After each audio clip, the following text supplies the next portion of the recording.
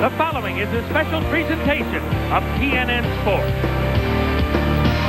May 20th provided a perfect afternoon, a beautiful spring day in North Carolina, where the flowers bloomed, the skies were azure blue, and a host of the best short track stock car drivers in the world took to the pavement at Concord Motorsports Park.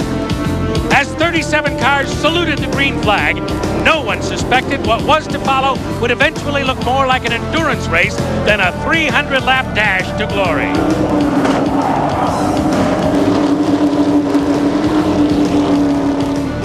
Throughout the contest, the term short track attack took on a more militant tenor. The pace car actually spent as much time leading the field as any competitor. That afternoon, we watched with wonder as hero after hero saw his fate determined by means that could only be described as fickle. All in all, it was an event that thrilled spectators and TNN viewers alike, but from the racer's point of view, for all the wrong reasons. Concord had exacted a heavy, heavy toll. In the end, it was rookie Johnny Sauter who showed the veterans how to spend a day out of trouble. With his second win in 3 races, Sauter demonstrated an ability to avoid disaster far beyond his years. For Johnny Sauter, unlike 21 of his brethren unable to finish the event, Concord was a fine day at the racetrack. Thank you very much. The rest of the field was just glad the beatings had finally stopped.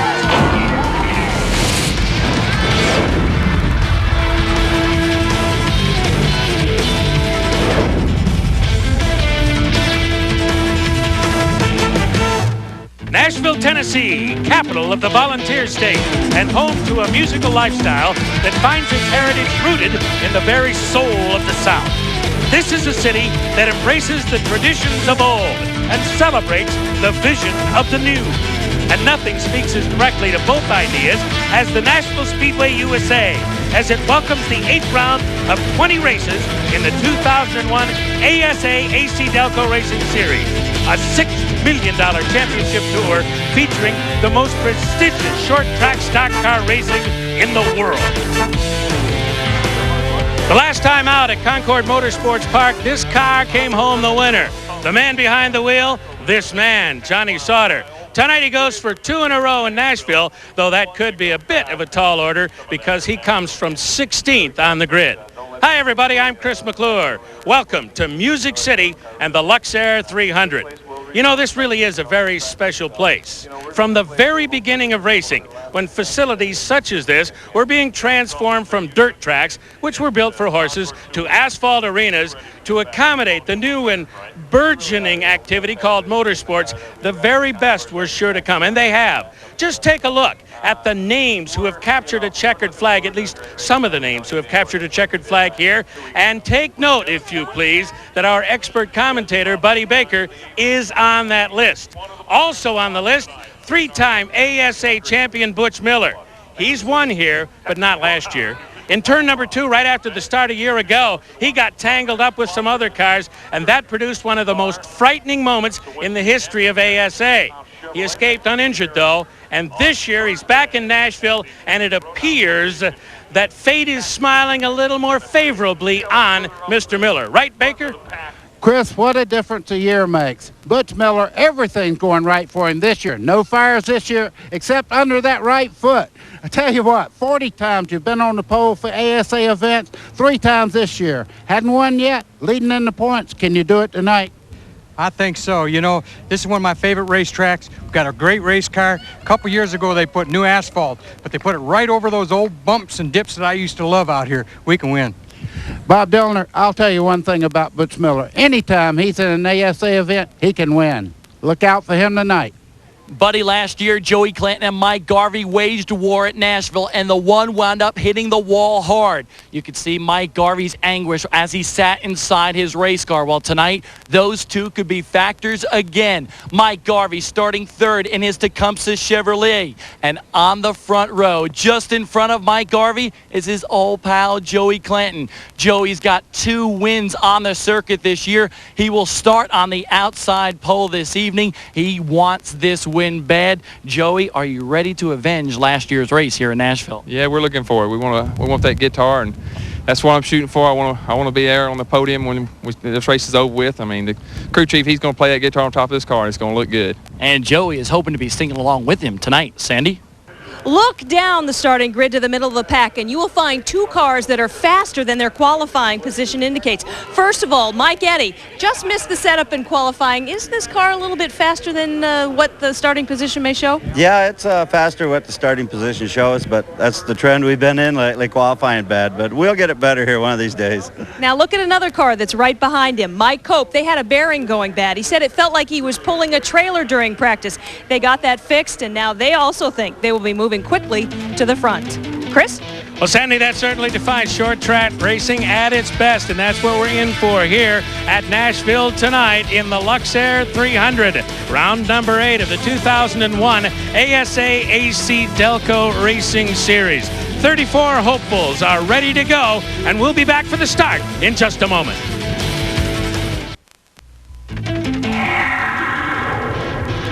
Coverage of the ASA ACDelco Racing Series is being brought to you by BF Goodrich Tires.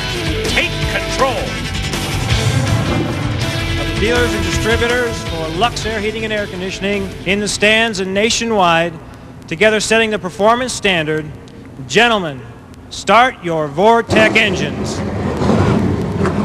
And with those magic words from Doug Weidenman, the marketing director of Luxaire, 15,000 horsepower roar to life in 34 Vortec engines situated up and down the front straightaway here at the Luxaire 300 at Nashville Speedway USA. On the pole, you met him a moment ago, his third of the year. It's Butch Miller, flanked on the outside by Joey Clanton in the Zaxby's Real Chicken Chevrolet. Mike Garvey and Greg Stewart are in the second row, best qualifying position of the year for Stewart.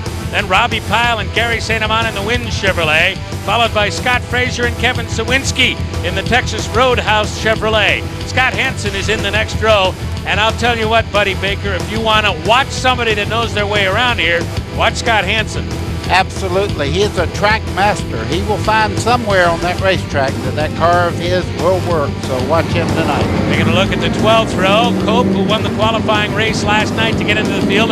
All of these people you see on the screen now qualified in the last chance race. Near the back is number 6, Tim Jedrzak, and we'll talk about him in just a couple of moments. Now, in terms of personal milestones, a couple are available for two drivers in this race. If Gary St. Amant leads a lap, he'll get to 6,000 laps led for a career, and in the case of Hansen, 50 laps led tonight would put him at that plateau. We will keep an eye on that. In terms of the championship points, Butch Miller is on the lead with 1,220 points, 5 points having been garnered already this weekend for the pole. 148 points separating 1 through 5. Now, let's take a moment for the BF Goodrich point of view.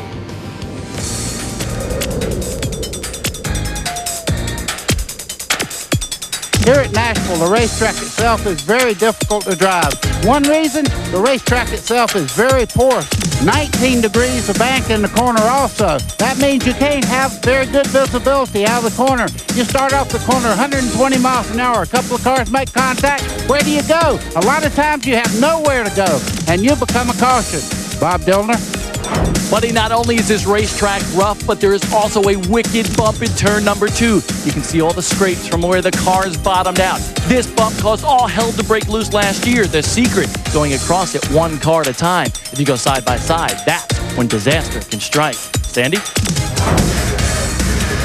If anyone's been taking notes on avoiding disaster, it's Johnny Sauter. It worked for him last race when he claimed the checkers, and he hopes to be the third Sauter to win here at Nashville. He's got the cheat sheets from his dad, Jim, and his brother, Tim. Guess everyone liked to see those cliff notes, Chris. Well, Sandy, a good set of notes is certainly useful, but you also have to have some courage and intestinal fortitude to survive in this game. Take Matt Sealski at Concord, for example. In the qualifying race, he hit the wall. By race day, he feels just terrible. He's got a backup driver available to be. He starts in 34th and drives to a career best 9th place. Then he went to the hospital to get some attention. He is not the only tough guy out here, but he sure is one of them. That's tonight's BFG POV.